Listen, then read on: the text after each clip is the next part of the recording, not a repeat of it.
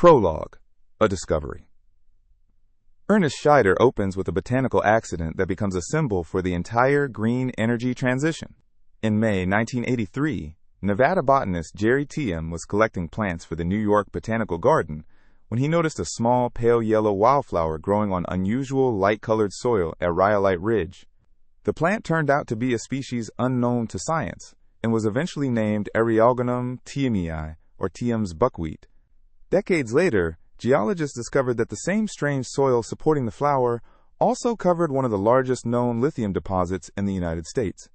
Lithium is essential to the batteries used in electric vehicles and consumer electronics, and demand for it is expected to rise sharply as the world tries to reduce carbon emissions. The coincidence creates the book's central dilemma. A mining company wants to dig an open pit to extract lithium precisely where a rare species exists nowhere else on Earth. The question is not simply whether mining is good or bad. It is whether societies can obtain the enormous quantities of lithium, copper, nickel, cobalt, rare earths, and other minerals required for electrification without destroying habitats, sacred lands, communities, or the values that the energy transition is supposedly meant to protect. Scheyder presents Thiem's buckwheat as a small organism sitting directly on top of one of the defining political and economic conflicts of the 21st century. Introduction. A turning point. Scheyder places the minerals problem inside the global climate agenda. The Paris Climate Accords set the ambition of limiting global warming and moving toward net zero emissions.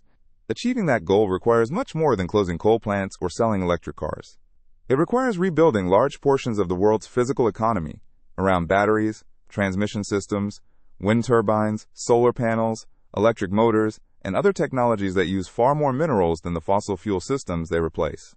Transportation is especially important because it represents a large share of carbon emissions.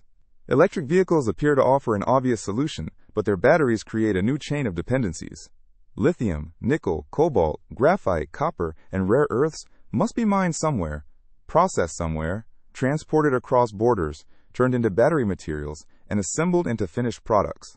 The cleaner car seen by the consumer, therefore, begins with an industrial process that can be dirty, water-intensive, dangerous, politically contested, and geographically concentrated. The scale of future demand is enormous. Scheyder cites estimates that lithium and graphite demand connected to the energy transition could rise by thousands of % by 2040. Copper demand is also expected to surge because electrification requires wiring, motors, transmission lines, charging networks, and power infrastructure. The United States, meanwhile, has allowed much of the mining and mineral processing supply chain to move abroad, particularly to China. That creates a strategic vulnerability as well as an environmental one. A country may want to reduce emissions, but if it depends on a geopolitical rival for the minerals and processing capacity needed to do so, climate policy becomes inseparable from industrial policy and national security. Scheyder repeatedly returns to a contradiction in American policy. Political leaders want more electric vehicles and renewable energy, but new mines routinely face years of environmental review, lawsuits, local opposition, indigenous claims, and political reversals. Donald Trump accelerated some mining projects while blocking others. Joe Biden promoted electric vehicles, domestic supply chains, and mineral independence, while his administration simultaneously halted or slowed several major mine proposals.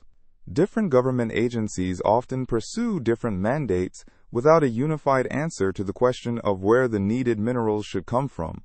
The alternative is importing more minerals. But that merely moves environmental damage and labor abuses elsewhere, often to countries with weaker standards. It also adds transport emissions and gives foreign governments leverage over supply. Scheyder, therefore, frames the book around a hard reality. There is no green energy transition without mining, yet there is no mine without consequences.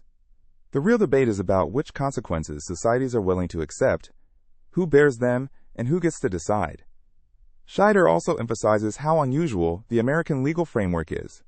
The General Mining Law of 1872 still governs much hard rock mining on federal lands, and generally allows companies to extract valuable minerals without paying the kinds of federal royalties imposed on oil and gas production.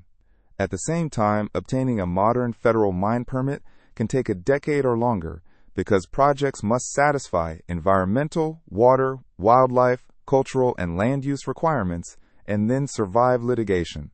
The result is a peculiar combination: legally favorable mineral ownership rules paired with a slow and politically unpredictable approval system. That tension matters because importing minerals does not make the demand disappear. It can simply place mines in countries where environmental protections, labor rules, or community rights are weaker. China spent years acquiring stakes in cobalt, lithium, copper, and other deposits around the world, while also building the processing capacity that turns raw ore into usable industrial materials. The United States gradually realized that the strategic vulnerability was not just the location of mines, but the concentration of refining and processing. A mineral can be dug in one allied country and still have to pass through China before reaching an American battery factory. The Inflation Reduction Act tried to change those incentives by linking electric vehicle tax benefits to minerals produced or processed in the United States or in certain trade partner countries. But policy support for domestic supply immediately collides with the local politics of extraction. Scheyder's larger point is that there is no national mineral strategy that can avoid thousands of local decisions about particular valleys, deserts, watersheds, and communities. Chapter 1. A Choice. The first chapter introduces James Callaway, a Texas entrepreneur whose career becomes tied to lithium. Callaway came from an oil family but became convinced that electric vehicles would become central to climate policy. Studying batteries, he noticed the chemical symbol Li appearing repeatedly. Lithium is the lightest metal, holds electrical charge efficiently, and has no immediately available substitute that can match all of its useful properties in modern rechargeable batteries. Callaway concluded that if electric vehicles expanded, lithium demand would expand with them. His first major lithium venture was in Argentina. In 2009, he invested about $4 million in Orocobre, which controlled a lithium-rich brine deposit. The company eventually developed a large operation and secured Japanese customers. Callaway later retired, but the growing U.S. interest in electric vehicles drew him back into the industry. Australian investors then approached him about Rhyolite Ridge in Nevada. They had originally looked for gold and copper, but the deposit contained a large quantity of lithium and boron. At first, Callaway dismissed the project because no company had commercially produced lithium from that type of deposit. New geological work changed his mind. The project appeared to contain roughly 146 million tons of lithium-bearing material, making it one of the largest deposits in the United States, and its proximity to Tesla's Nevada battery factory made the economics particularly attractive. Callaway invested, became chairman, and helped rename the company Ioneer. The project seemed almost perfectly timed for the electric vehicle boom. Ioneer planned a modern operation with dry stack tailings rather than a conventional tailings dam. Callaway saw the mine as part of his personal climate legacy. Yet, the lithium sat beneath the habitat of TM's buckwheat, a plant few people had heard of. When thousands of the flowers mysteriously died in 2020, a mining venture that appeared economically straightforward became a national argument about whether clean energy could justify ecological loss. Scheyder also traces lithium's unusual history. For most of the 19th and 20th centuries, it was a niche material used in lubricants, medicine, weapons programs, and specialized industrial products. Its strategic significance changed with the lithium-ion battery. Because lithium ions can move rapidly while storing substantial energy relative to weight, the metal became exceptionally useful for portable electronics and later for automobiles. The same property that made a foam battery light enough to carry made an electric car commercially plausible. Callaway's career shows how quickly a minor commodity became an industrial obsession. His experience at Orocobre taught him that geology is only one part of a lithium business. Projects need chemical processing, infrastructure, financing, customers, government support, and years of technical work. Rhyolite Ridge looked attractive because it combined lithium with boron, giving the project a second revenue stream, and because it sat close to American battery manufacturing. To Callaway, the deposit was precisely the kind of domestic project the United States had spent years saying it needed. That confidence made the later fight over a small flower especially frustrating to him. A project designed to support cleaner transportation had become vulnerable on environmental grounds. Chapter 2. Sacred Space. Scheyder next shifts from lithium to copper and from rare plants to sacred land. Resolution Copper, a proposed mine near Superior, Arizona, would tap one of the largest undeveloped copper deposits in the world. Copper is indispensable to electrification because of its conductivity, durability, and relative affordability. Electric vehicles, power grids, wind turbines, charging systems, buildings, aircraft, and household wiring all consume large quantities of it. Scheyder cites projections that global copper consumption could more than double by 2050, making new supply difficult to avoid if governments intend to meet climate targets. The deposit, however, lies beneath Oak Flat, known to the Apache as Chichil Bildagateo. The site is spiritually important to members of the San Carlos Apache and other indigenous communities. Winsler Nosey and the group Apache Stronghold argue that transferring the land to the mining companies, Rio Tinto and BHP, would destroy a place central to Apache religion and culture. Resolution would use a technique called block caving, removing ore from deep underground until the surface gradually collapsed into a large crater. From the company's perspective, the ore body is extraordinary. From the Apache perspective, the mine would destroy a church. The dispute is intensified by history. Indigenous communities in the American West have repeatedly lost land and suffered the environmental effects of mining. Uranium development poisoned generations of Navajo people. Treaties and federal policies displaced Apache communities. For Nosey, modern promises of responsible mining cannot be separated from that record. A corporate assurance measured in decades collides with a community whose memory extends across centuries. The nearby town of Superior illustrates the other side. Mining shaped the local economy for generations. Business owners and local officials hope resolution will restore jobs, population, tax revenue, and customers. Scheyder meets people who have staked their finances on the mine's eventual opening. One hardware store owner bought his business, expecting the project to move forward, and saw Rio Tinto become a major customer. When political delays continued, the uncertainty threatened his investment. To him, the mine is not an abstraction about global mineral supply. It is the possible economic future of his town. The project's legal history is equally contentious. Congress approved a land exchange in 2014 that would transfer Oak Flat to the mining company after completion of an environmental review. The measure was attached to a defense bill and strongly supported by Arizona politicians, including Senator John McCain. The Obama administration began implementing it. The Trump administration accelerated the review and published the final environmental impact statement in January 2021. Apache Stronghold sued, arguing that the government could not simply transfer away land essential to religious practice. After taking office, the Biden administration withdrew the published environmental report and delayed the land transfer. Yet, Biden's Justice Department simultaneously defended the federal government's legal authority to complete the exchange. Courts initially sided with the government and Rio Tinto, while Apache Stronghold promised to continue appealing. The case therefore became an example of the government's divided mineral policy.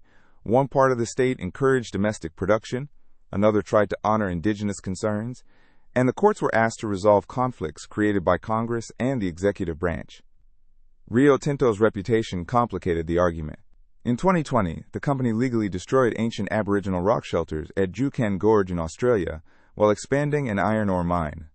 The public backlash forced senior executives to resign and gave the Apache a powerful example of why legal approval is not the same as social legitimacy.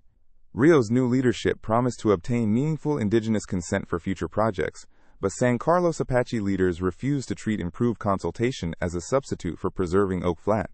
Scheyder does not resolve the dispute by declaring either copper or sacred land more important. Instead, he makes Resolution Copper a test of the green transition's moral arithmetic. If copper is essential, some new deposits must be developed. But if a specific deposit requires destroying a sacred place, the question becomes whether society can find another source, accept higher costs, consume less, recycle more, or decide that certain locations remain off limits regardless of the mineral underneath. The economics help explain why Resolution has survived decades of opposition. The ore body has unusually high copper grades for a modern deposit, meaning more metal can be produced from each ton of rock than at many existing mines. Supporters argue that the project could supply a meaningful share of American copper demand for decades and revive a town whose mining economy had declined. Scheyder repeatedly shows how such numbers become deeply personal. A global forecast about copper shortages turns into a hardware store's sales, a family's mortgage, a town's tax base, and a worker's decision about whether to stay in Superior. For the Apache, the same mine is personal in another way. Oak Flat is used for ceremonies, gathering food and medicinal plants, and maintaining relationships with ancestors and the landscape. The disagreement is therefore not adequately described as jobs versus scenery. It is a conflict between two different systems of value. Rio Tinto can calculate the copper, the project life, and the cost of mitigation. Apache opponents argue that the spiritual value of the place cannot be replaced with compensation or reconstructed after a mine closes. Rio's promise to seek free, prior, and informed consent illustrates how mining companies have tried to respond to that legitimacy problem. But consent is meaningful only if a community can say no. If the federal government has already authorized a land exchange, and the company's preferred outcome is predetermined, consultation can appear procedural rather than decisive. Scheyder uses this tension to distinguish legal permission from social license. A company can possess a valid permit and still lack the legitimacy needed to operate without years of conflict. Chapter 3. Radical Work. The third chapter asks whether mining can be made more trustworthy through common standards. Scheyder traces the effort to Michael Kowalski, the former chief executive of Tiffany & Company. Tiffany sold jewelry made from gold, silver, platinum, and other mined materials. Yet it had little control over the conditions under which those metals were extracted. Kowalski saw both an ethical problem and a reputational risk. Consumers buying emotionally important products such as wedding rings increasingly wanted to know that the metals had not been produced through environmental destruction or abusive labor. Tiffany began using its purchasing power to push for better practices and joined the environmental group Earthworks in creating the Initiative for Responsible Mining Assurance, or IRMA. The idea was unusual because it placed groups that normally fought one another inside the same institution. Mining companies, manufacturers, environmental organizations, indigenous and local communities, labor unions, and later investors. IRMA developed standards covering water quality, mine waste, worker safety, indigenous consent, emergency planning, air quality, and other issues. Its structure required compromise because no single constituency could simply impose rules on the others. That made progress slow, but also gave the standards credibility. The process took more than a decade, including public comments and trial audits at operating mines. IRMA's purpose is transparency rather than a simple pass-or-fail certificate. Independent auditors compare mine operations with detailed standards and publish the results. Even a poor score can create value if it exposes weaknesses and gives a company a roadmap for improvement. Automakers and technology companies increasingly value that information because they face pressure to prove that the metals inside electric vehicles and electronics are responsibly sourced. The difficulty is scale. Only a small number of mines have undergone IRMA audits, while the green energy economy requires enormous volumes of material. Ford, for example, joined IRMA and publicly promoted responsible sourcing, yet later signed an agreement to buy lithium from Ioneer, even though Rhyolite Ridge was not undergoing an IRMA audit. Ioneer preferred a different mining standard. Ford ultimately needed the lithium. The episode reveals both the promise and weakness of voluntary standards. Responsible sourcing can influence corporate behavior, but scarcity can overpower principles when there are too few alternative mines.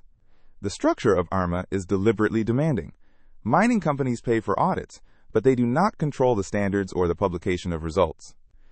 Auditors examine dozens of categories, and reports are made public so customers, communities, investors, and regulators can see where a mine performs well or poorly. A Mexican mine that underwent an early audit did not receive a high score, yet the process revealed practical weaknesses, including gaps in emergency planning for neighboring communities. The value was not a marketing seal declaring the mine clean. It was the exposure of information that previously would have remained inside the company. This transparency becomes especially important because automobile manufacturers usually sit several steps away from the mine. A car maker may buy battery cells from one supplier, cathode material from another, and refined metal from another, leaving it with limited visibility into the original extraction. IRMA is an attempt to make responsibility travel through that chain. But Scheyder stresses that standards cannot create minerals that do not exist. When responsible supply is scarce, manufacturers may still buy from projects that fall outside the system. Chapter 4. The Leaf Blower. Scheyder uses an ordinary consumer product to expose how invisible mineral supply chains remain. Gasoline-powered leaf blowers emit surprisingly large quantities of pollutants because their two-stroke engines burn fuel inefficiently. Electric blowers appear cleaner, quieter, and increasingly practical because of better lithium-ion batteries. Scheyder buys an electric Ryobi leaf blower and then asks a question most buyers never consider. Where did the metals inside its battery come from? The paperwork identifies the battery manufacturer and chemistry. The pack contains lithium, nickel, cobalt, manganese, copper, aluminum, and graphite. But the documents do not reveal the mines that produced those materials. The lithium could have come from South America, the copper from Peru, the nickel from Indonesia, and the cobalt from the Democratic Republic of the Congo. The battery could therefore reduce local air pollution while embodying environmental damage or labor abuses thousands of miles away. The lesson is that electrification does not eliminate extraction, it changes what is extracted and where the environmental burden appears. Consumers increasingly demand clean products, but without supply chain transparency, they may know very little about the real social and ecological cost of what they buy. Chapter 5. A Longing. Northern Minnesota provides another conflict between mineral demand and a landscape many people consider irreplaceable. Becky Rahm grew up in Ely, near the Boundary Waters Canoe Area Wilderness, a vast network of forests, lakes, and waterways. Her family built a business around helping people experience the region. Rahm later became an attorney and a leading opponent of the Twin Metals Project, a proposed underground mine for copper, nickel, and cobalt near the Boundary Waters watershed. Rahm does not deny that electric vehicles and renewable energy systems need these metals. Her argument is geographical.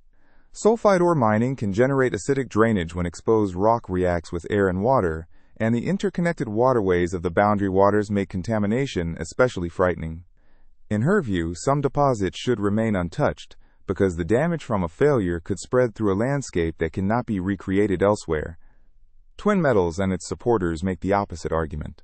The project would be underground rather than a giant open pit, and would provide metals needed for batteries and electrification. Supporters also invoke environmental justice in reverse. Wealthy countries consume mineral-intensive products, while asking poorer countries to accept the mines and pollution. If Americans want electric cars, phones, renewable power, and modern infrastructure, why should they refuse to produce the necessary materials under their own comparatively strict environmental rules? The politics shift repeatedly. The Obama administration moved to restrict mining near the boundary waters. The Trump administration reversed course and revived Twin Metals mineral leases. During the 2020 campaign, Biden's team privately signaled support for domestic critical mineral production, partly because mining jobs mattered politically in states such as Minnesota and Arizona. After taking office, however, the administration leaned toward conservation. Agriculture and Interior officials initiated a 20-year mineral withdrawal, and Interior Secretary Deb Haaland canceled Twin Metals leases. Scheyder contrasts Rahm with mine supporters who grew up in the same region and also love its lakes and forests. They believe modern engineering can allow mining and recreation to coexist. At one proposed site, a company employee shows Scheyder where ventilation shafts and a processing plant would go, while insisting that nearby rivers, campsites, and fishing areas would remain usable. The competing visions are sincere. One side sees an unacceptable risk to a unique wilderness. The other sees responsible domestic production as both possible and morally preferable to outsourcing extraction. Twin Metals is especially controversial because the proposed ore contains sulfides. When sulfide-bearing rock is exposed to air and water, chemical reactions can create acidic drainage capable of mobilizing heavy metals. Mine developers argue that modern engineering, water treatment, underground design, and waste management can control those risks. Opponents respond that a failure in a watershed as interconnected as the boundary waters could persist long after the company that created it disappeared. The dispute also exposes how presidential elections can rewrite mineral policy without any change in the geology. The ore did not become richer under Trump or more dangerous under Biden. What changed was the political judgment about acceptable risk. The Trump administration revived leases and encouraged development. The Biden administration canceled them and later moved to withdraw a large surrounding area from mineral leasing for 20 years. To the mining industry, that volatility makes American projects difficult to finance, because a mine can require longer to permit then a president can remain in office. Scheyder deliberately places both ROM and mine supporters beside the same lakes. They fish, camp, and admire the same landscape. The disagreement is over whether modern mining technology can reduce the risk enough to justify extraction. That is why the chapter resists easy caricatures of conservationists who hate industry or miners who hate nature. Chapter 6. A single point of failure. Rare earths reveal a different kind of mineral vulnerability. The term refers to 17 metallic elements used in small but crucial quantities across electronics, electric motors, wind turbines, defense systems, lasers, and other advanced technologies. They are not necessarily rare in the Earth's crust, but economically useful concentrations are uncommon and difficult to separate. Processing them can also be environmentally hazardous. For much of the 20th century, the United States dominated global rare earth production through the Mountain Pass mine in California. By the 1980s, Mountain Pass supplied a large majority of the world's rare earths. But environmental problems, low prices, offshoring, corporate decisions, and China's strategic industrial policy gradually shifted production and processing to China. American companies also sold or transferred important magnet-making capacity and intellectual property. The United States became dependent on a rival for materials embedded in products ranging from iPhones to F-35 fighter jets. China demonstrated the geopolitical value of that position in 2010 when it restricted rare earth exports to Japan during a diplomatic dispute. Prices surged, and governments suddenly recognized the danger of a single point of failure. Investors revived Mountain Pass, under the old Molycorp name, and promised a complete mine-to-magnet supply chain. The company raised hundreds of millions of dollars and launched an ambitious modernization known as Project Phoenix. The effort collapsed. Molycorp expanded too quickly, struggled with processing technology, spent heavily, and eventually went bankrupt. Mountain Pass was then acquired by investors who created MP Materials. The new company restarted mining, but initially shipped its rare earth concentrate to China for processing through an arrangement with Shenghe Resources, a Chinese firm that became both partner and customer. Scheyder emphasizes the paradox. America's flagship attempt to escape Chinese dependence relied on Chinese expertise and Chinese processing. Washington nevertheless supported MP Materials because the strategic stakes were high. The Pentagon funded efforts to restore processing, General Motors signed an agreement for future American-made rare earth magnets, and politicians from both parties proposed measures to reduce defense dependence on Chinese materials. Yet the industry illustrates how hard it is to rebuild lost industrial knowledge. A mine can be reopened faster than an entire ecosystem of chemical processing, specialized equipment, skilled workers, patents, customers, and manufacturing expertise can be recreated. The rare earth story is also a warning about industrial policy. China did not dominate merely because it happened to possess ore. It tolerated the environmental costs of processing, built chemical expertise, supported downstream manufacturers, and used low prices to make foreign production less attractive. As American capacity disappeared, technical knowledge disappeared with it. General Motors once controlled important rare earth magnet technology through Magnequench, but ownership and production eventually shifted abroad. By the time electric vehicles and defense planners rediscovered the importance of rare earth magnets, the United States no longer controlled the full chain. Molycorp's failed revival shows how difficult reconstruction can be. Project Phoenix attempted to modernize Mountain Pass rapidly, while rare earth prices were elevated. Management expanded, acquired processing assets, and promised a mine-to-magnets business. When prices fell and the new processing system struggled, the company was left with too much debt and too little reliable output. Bankruptcy followed. The failure was not evidence that the ore had vanished. It showed that an industrial ecosystem cannot be recreated by capital alone. MP Materials inherited both the opportunity and the contradiction. It could mine rare earth ore in California, but its concentrate still went to China, because China possessed the processing infrastructure and customers. Shenghe's involvement supplied expertise that helped restart Mountain Pass, while simultaneously reinforcing the dependency Washington wanted to end. Pentagon support and GM's magnet agreement therefore represent attempts to rebuild not merely a mine, but the processing and manufacturing stages that make the mineral strategically useful. Chapter 7. Bright Green Lies? The Thacker Pass lithium project in northern Nevada shows how permitting reform, environmental activism, indigenous claims, and climate politics collide. The deposit was identified decades earlier when Chevron explored the area for uranium and lithium. Lithium Americas later proposed a large open-pit mine there, presenting it as a strategic source of domestic battery material. The Trump administration had ordered federal agencies to shorten environmental reviews and reduce what it considered excessive regulation. Interior officials pushed staff to complete National Environmental Policy Act reviews faster and with shorter documents. Against that backdrop, Thacker Pass moved through federal review unusually quickly. Supporters regarded the faster process as proof that the United States could still approve strategically important projects. Opponents saw it as evidence that environmental safeguards were being sacrificed to industrial goals. One prominent opponent, Max Wilbert of Deep Green Resistance, rejected not only the mine, but the assumption that society can preserve current levels of consumption simply by replacing gasoline cars with electric ones. He argued that green technology was being used as a way to avoid confronting industrialism, population, and resource use. In his view, changing what sits under the hood of a car does not solve ecological overshoot. He tried to live with fewer consumer goods, but openly acknowledged using vehicles, phones, and computers while organizing against the system that produced them. The anti-mine coalition also included ranchers, conservation groups, and indigenous communities that raised concerns about water, wildlife, cultural sites, and the history of violence in the region. But the coalition fractured over ideology and strategy. Wilbert's radical environmentalism and controversial views on gender alienated some indigenous allies. Lithium Americas argued that opponents were mixing incompatible causes, and that the mine had become a vehicle for a broader anti-industrial agenda. For Lithium Americas chief executive Jonathan Evans, the core issue was national choice.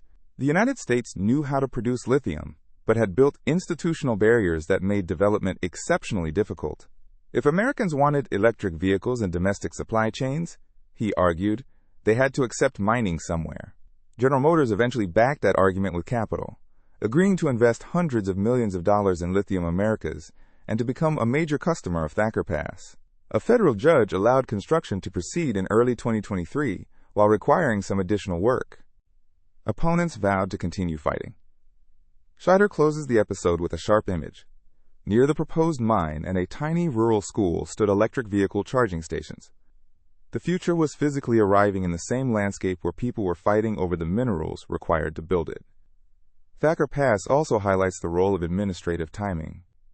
Federal officials completed the project's environmental review during the final months of the Trump administration, when Interior Department leadership had explicitly ordered agencies to shorten reviews and focus on decisions rather than paperwork. Environmental groups argued that the speed prevented adequate study of groundwater, wildlife, cultural resources, and other impacts. Lithium Americas argued that a review taking years rather than decades was not evidence of corruption, but of a government finally functioning with urgency. The indigenous dispute centered partly on whether the land contained massacre sites and other cultural resources important to local tribes. Some tribal groups said they had not been consulted adequately before the project advanced. This became another example of the difference between technical consultation and political consent. A government can satisfy formal requirements, while communities still believe the process began too late or with the outcome already decided. The eventual GM investment changed the project's strategic character. Thacker Pass was no longer simply a speculative junior mining project. One of America's largest automakers was committing capital because it expected to need a secure domestic lithium supply. Scheyder uses the deal to show how industrial customers increasingly move upstream into mining. Automakers that once bought standardized commodities on world markets are becoming investors because mineral scarcity and geopolitics make supply itself a competitive advantage. Chapter 8. A Rebirth. In Idaho, Scheyder examines a proposal that turns the usual mining debate partly upside down. The Stibnite district was heavily mined during the Second World War for antimony and tungsten, minerals essential to weapons production. The federal government subsidized extraction, rivers were diverted, pits were dug, and waste was left behind. After the boom ended, much of the community disappeared and environmental damage remained. Perpetua Resources proposes to reopen Stibnite for gold and antimony while simultaneously cleaning up the legacy pollution. Antimony remains strategically important, and China has long dominated world supply. Perpetua argues that a new mine could restore fish passage, improve water quality, reconfigure old waste piles, and repair damage created by earlier operators. The company wants legal protection from being held liable for pollution it did not cause, invoking the logic of Good Samaritan cleanup. The Nez Perce tribe remains skeptical. The tribe has deep historical ties to the region and sees mining as part of a longer story of dispossession and environmental damage. The idea that a mining company should be allowed to expand the footprint of extraction in order to repair an older mine does not automatically inspire trust. Scheyder presents the conflict as another test of social license. Even technically sophisticated remediation plans cannot erase history or substitute for genuine community consent. The chapter also considers Alaska's Pebble Mine, a huge copper and gold deposit near the Bristol Bay salmon fishery. Pebble demonstrates that support for domestic minerals has limits, even among politicians who otherwise favor mining. Donald Trump's administration initially appeared friendly to the project, but prominent conservatives, anglers, hunters, Fox News personalities, and Donald Trump Jr. opposed it because of the risk to fisheries. The Army Corps of Engineers eventually concluded that the project posed unacceptable environmental risks. The episode reinforces Scheyder's recurring point. Governments rarely apply a single philosophy to mining. Every project becomes a separate political judgment about whether the mineral is worth the place that must be disturbed. Stibnite's history gives Perpetua a particularly unusual argument. The federal government helped create the wartime mine because antimony and tungsten were essential to national defense. The old operation altered waterways and left waste behind. Perpetua now proposes to mine new ore while using the economics of the project to finance restoration of the same landscape. Supporters describe the mine as a rare opportunity to combine strategic mineral production with cleanup that might otherwise never be funded. The Nez Perce question whether a company should be rewarded with permission to expand mining because previous miners caused damage. They also worry about salmon and water quality in a region with deep tribal significance. Perpetua argues that it can restore fish passage through areas where historic mining blocked migration. The same engineering plan can therefore be described as ecological repair by the company and additional industrial disturbance by opponents. Pebble shows that mineral policy can reverse when conservation cuts across party lines. Bristol Bay supports one of the world's great salmon fisheries, and opposition included indigenous communities, commercial fishermen, sportsmen, conservatives, and celebrities. Trump's own son opposed the project. Fox News amplified the issue, and the administration ultimately blocked the mine, despite its otherwise pro-development stance. Scheyder uses Pebble to reject the idea that the mineral debate follows a simple left-right map. Chapter 9. Lonely Are the Brave. The narrative returns to Rhyolite Ridge and Patrick Donnelly of the Center for Biological Diversity. Donnelly became involved with TM's buckwheat after a Bureau of Land Management employee alerted him that the rare plant could be threatened by Ioneer's lithium plans. The employee, Daniel Patterson, later accused the agency of retaliating against him for exposing what he considered an overly cooperative relationship between regulators and mining interests. Donnelly quickly became the plant's most visible defender. In September 2020, he arrived at Rhyolite Ridge and found thousands of buckwheat plants dead. At first, he suspected deliberate destruction. Federal investigators later concluded that thirsty rodents had eaten the plants during drought conditions, but the episode intensified the suspicion and hostility surrounding the mine. Ioneer denied any role and had little incentive to destroy a species whose disappearance could jeopardize its permits and relationships with automakers. The fight became personal. James Calloway saw lithium development as part of a climate solution and believed his company could protect the flower while extracting the mineral beneath it. Donnelly believed extinction was an unacceptable price for electrification and argued that the mine should be redesigned or moved farther away. Unlike Max Wilbert at Thacker Pass, Donnelly did not reject modern technology or lithium mining in principle. He used a car and smartphone and explicitly distanced himself from anti-industrial arguments. His position was narrower. This particular project had to prove it would not eliminate a species found nowhere else. Ioneer repeatedly revised its mine plan. Instead of transplanting the entire plant population, it proposed fenced exclusion areas around existing clusters. The open pit would still come close to some populations, with parts of the protected habitat surrounded by mine operations. Donnelly mocked the concept as a kind of buckwheat island, and argued that dust and disturbance could damage the broader ecosystem, even if miners never directly dug up a plant. The dispute illustrates how environmental law changes project economics. The flower's endangered species status Habitat needs, pollinators, soil chemistry, and buffer distances all became variables in the design of a lithium mine. A tiny plant turned into a national symbol because it forced the clean energy industry to answer what responsible extraction actually means in practice. The 2020 plant die-off became a scientific mystery. Donnelly initially saw the destruction as suspicious because entire patches had been ripped apart. Federal research later pointed to herbivory by rodents during drought. A wet year had helped rodent populations expand, and the following dry year left animals desperate for food and water. Ioneer accepted that explanation and even acknowledged that seedlings it had planted might have needed better protection. Donnelly remains skeptical of how confidently the episode had been resolved. The regulatory consequences were more important than the cause of the die-off. The Fish and Wildlife Service began a formal review under the Endangered Species Act. Researchers studied the plant's soil preferences, pollinators, reproduction, and ability to survive transplantation. Ioneer funded some of that work, creating tension because the company urgently wanted usable results, while scientists insisted that ecological conclusions could require years. The case demonstrates how a single species can force a project to internalize environmental costs that otherwise would have remained external. Mine engineers had to redesign roads, pit boundaries, buffers, and operating plans around a flower whose global population numbered only in the tens of thousands. The species acquired economic power because federal law converted biological rarity into a legally protected interest. Chapter 10. The Neighbors. North Carolina offers a lesson in the importance of community relations. Gaston County sits near Charlotte and contains lithium-rich geology that once supported an important American lithium industry. Piedmont Lithium proposed a new open-pit mine and processing complex there, believing rising electric vehicle demand would make the project highly valuable. A supply agreement with Tesla gave the company credibility with investors, yet many nearby residents felt Piedmont treated them as obstacles rather than partners. Families who had lived on the land for generations worried about wells, groundwater, blasting, dust, noise, property values, truck traffic, and mine waste. Some received repeated calls asking them to sell property. They also questioned whether Piedmont, a young company with little operating experience, could execute the project it was promising Wall Street and Tesla.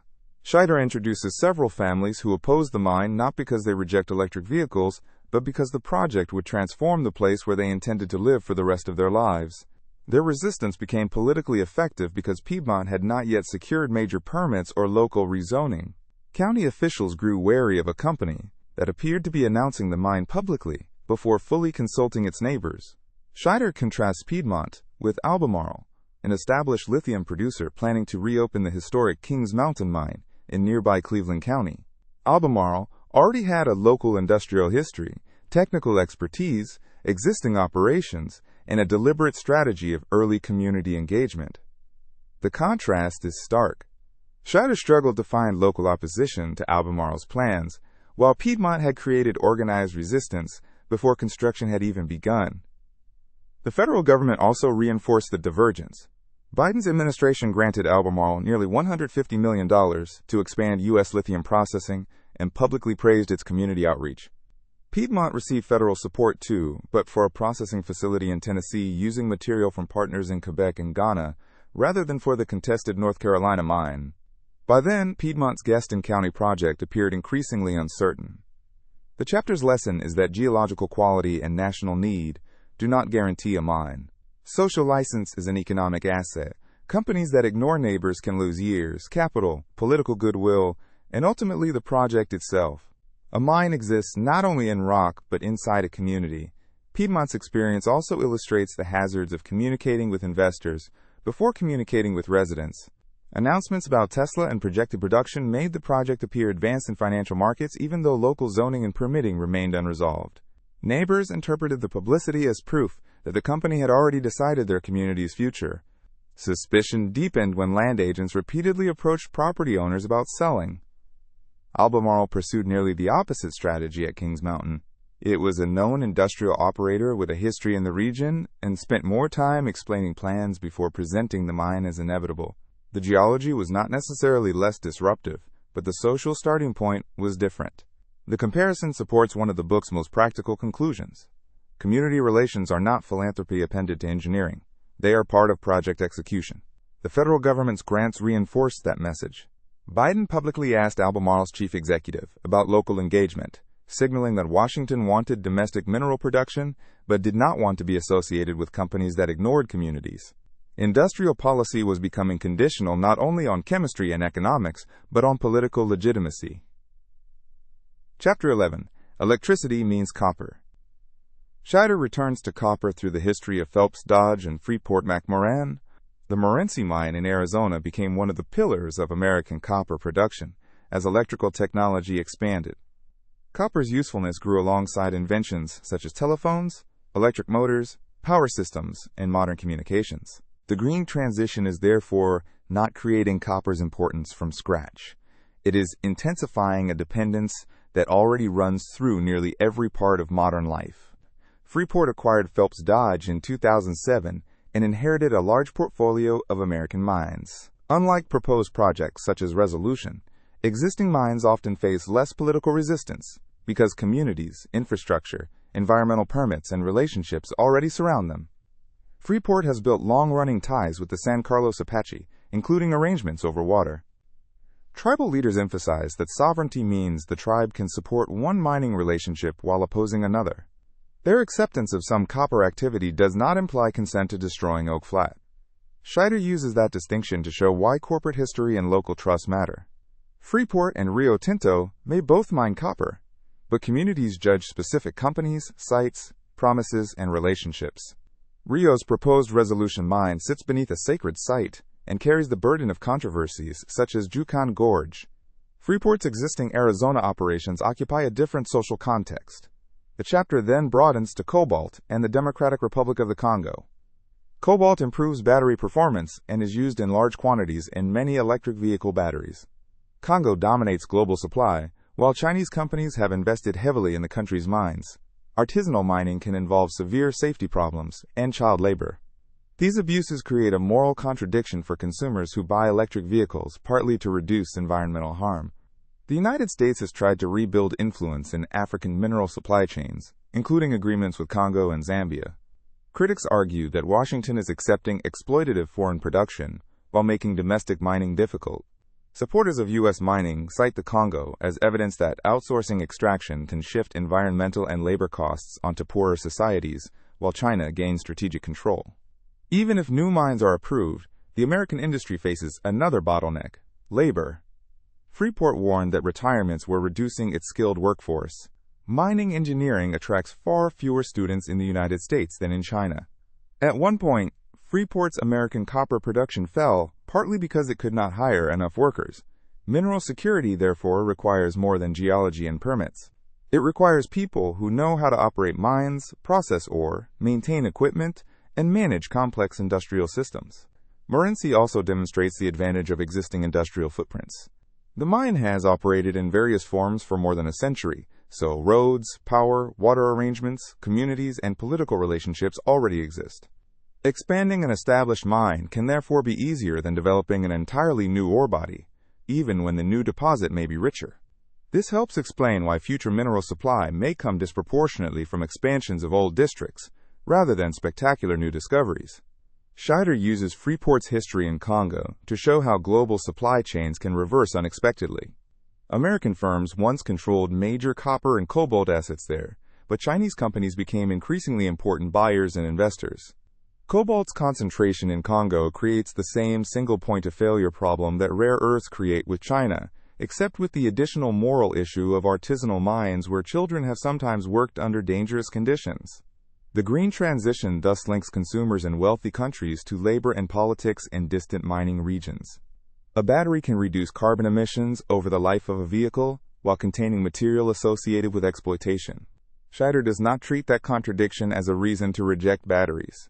He treats it as a reason to make mineral provenance, labor standards, recycling, and domestic alternatives part of climate policy rather than afterthoughts. Chapter 12. The Entrepreneur. Recycling offers a partial escape from the need for endless new extraction. Scheyder begins with a 2017 railcar explosion in Houston caused by discarded lithium-ion batteries being transported across the country for recycling. The accident illustrates both the hazards of damaged batteries and the immature recycling infrastructure that existed as battery use began to surge. A lithium-ion battery retains valuable metals even after it stops functioning. Lithium, nickel, cobalt, copper, and other materials can be recovered and reused. As electric vehicles multiply, recycling therefore becomes a potential domestic source of minerals. Companies such as Redwood Materials and Li-Cycle aim to build a circular supply chain in which old batteries become feedstock for new ones. Apple represents the consumer electronics side of the same idea. Its Daisy robot can disassemble iPhones into major components, making it easier to recover metals. Apple has promoted a long-term goal of closed-loop manufacturing, in which recycled materials replace newly mined ones wherever possible. Scheyder treats that as an important direction but not a near-term substitute for mining. Demand is growing too quickly, and the existing stock of recyclable batteries is still too small to provide all the material needed for the first waves of electrification. Li-Cycle's facilities demonstrate how quickly the industry is scaling. Old batteries are collected, shredded, separated, and converted into a dark powder known as black mass, containing lithium, nickel, cobalt, and other valuable materials. The black mass can then be chemically processed into usable battery metals. At the company's planned scale, recycling could make it one of North America's largest lithium producers, even without operating a mine. Scheyder's conclusion is that metals differ from fossil fuels in one crucial respect. Oil is burned once.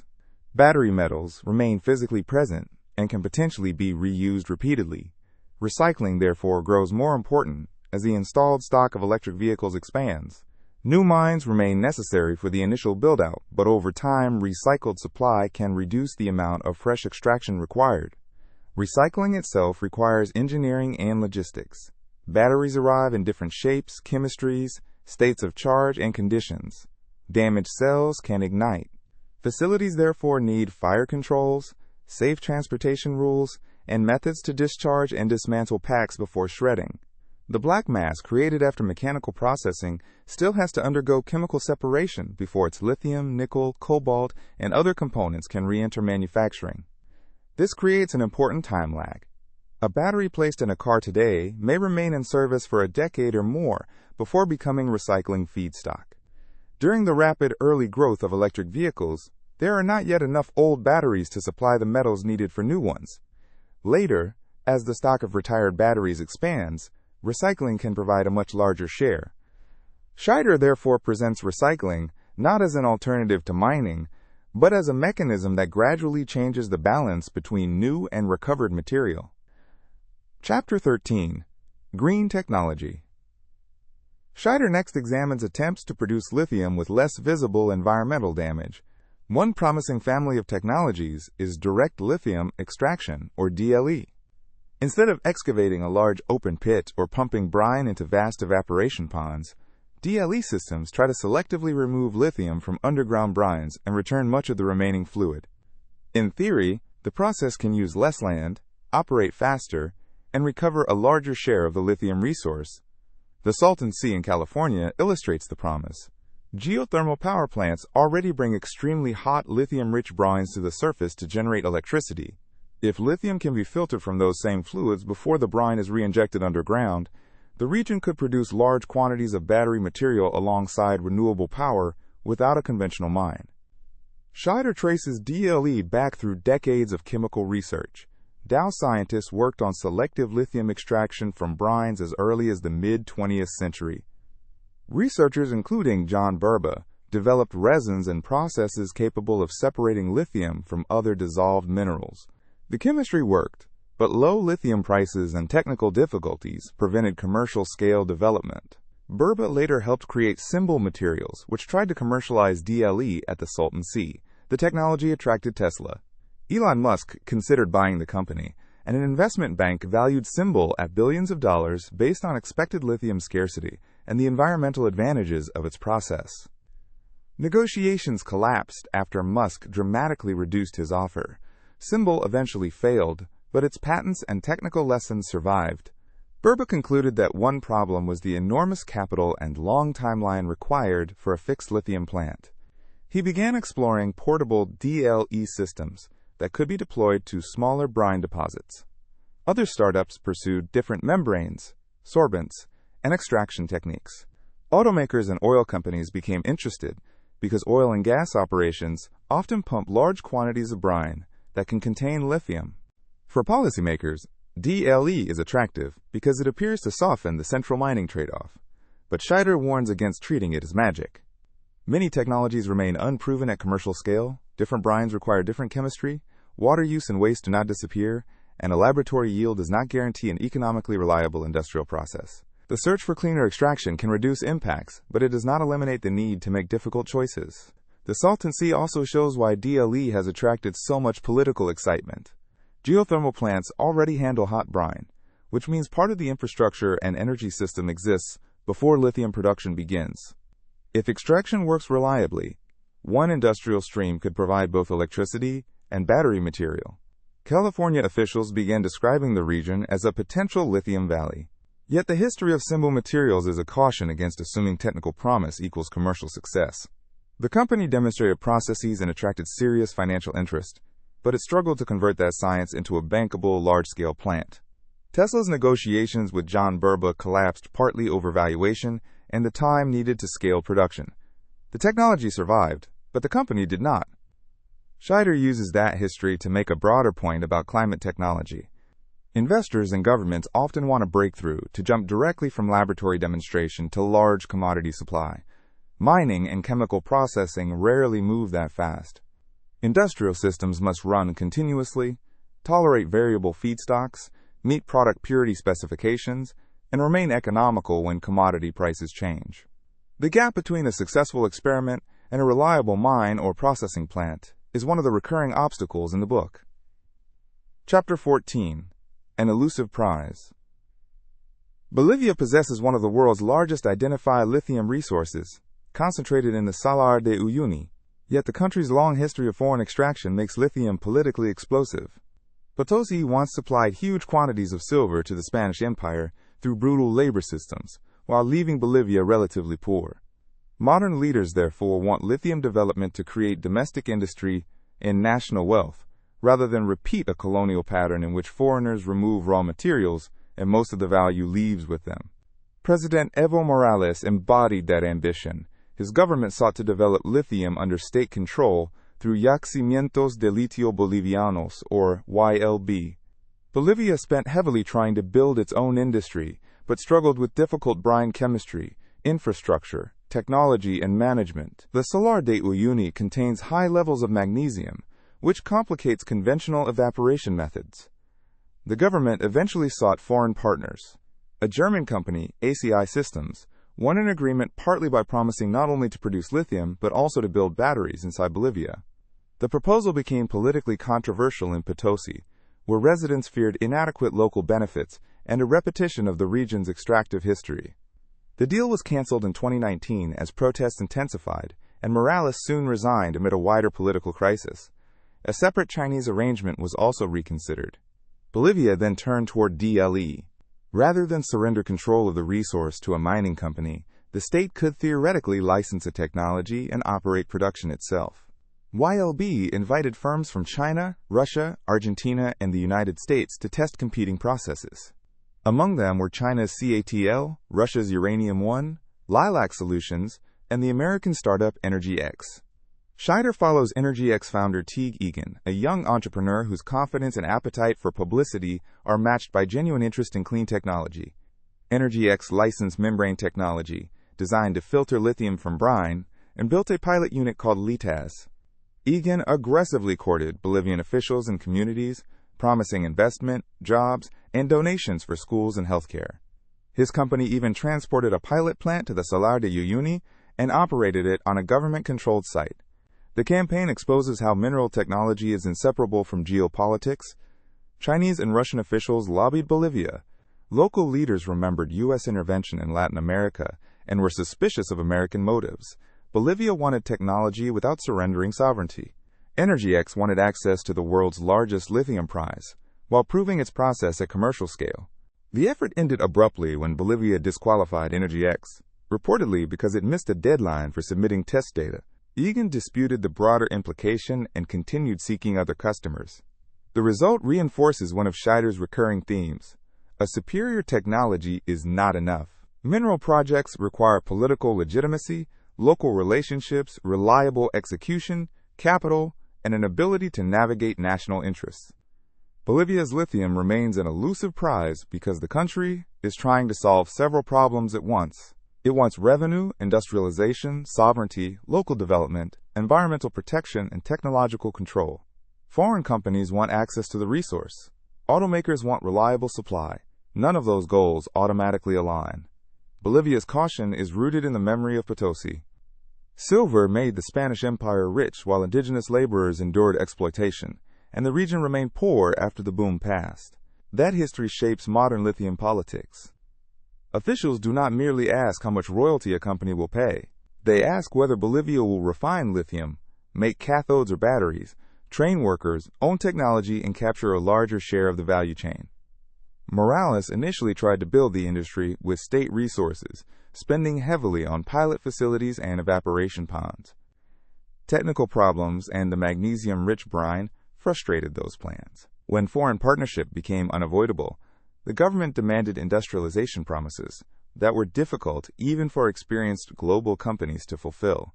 The German ACI deal became a symbol of the tension between national ambition and local skepticism, and was canceled amid political turmoil. The later DLE competition reproduced the same struggle in a new technological form. CATL brought the weight of the world's largest battery manufacturer. Russian and Chinese state-linked companies brought geopolitical support. American startups brought newer extraction technologies, but also the burden of suspicion toward U.S. influence. EnergyX tried to overcome that disadvantage through local donations, publicity, and a physical pilot plant in Bolivia. Egan's disqualification shows how fragile such campaigns can be. A company can spend years developing technology and relationships and still lose access because of a procedural failure or political decision. Bolivia's lithium abundance has not automatically produced a lithium industry. The resource remains valuable precisely because converting geological potential into dependable production is institutionally difficult. Chapter 15. The Seedlings. The final chapter returns to TM's buckwheat. Ioneer has spent heavily studying, propagating, and protecting the flower, even building greenhouse programs to grow seedlings. The company argues that its resources may actually improve the species' long-term prospects by funding research that government agencies could not afford. Scientists, however, resist being rushed. Research at the University of Nevada showed that the plant has complex relationships with its soil, climate, pollinators, and surrounding habitat. Researchers warned that early success in germinating or transplanting seedlings did not prove that a self-sustaining population could be established elsewhere. Patrick Donnelly used public records requests to expose tension between independent scientists and a company eager for evidence that would support its permit application. Federal officials eventually listed TM's buckwheat as endangered. Ioneer responded by redesigning the mine so that no known plant would be directly removed, creating buffers around existing populations. The designation delayed the project but did not kill it. Days later, the Bureau of Land Management advanced the mine into a later stage of environmental review.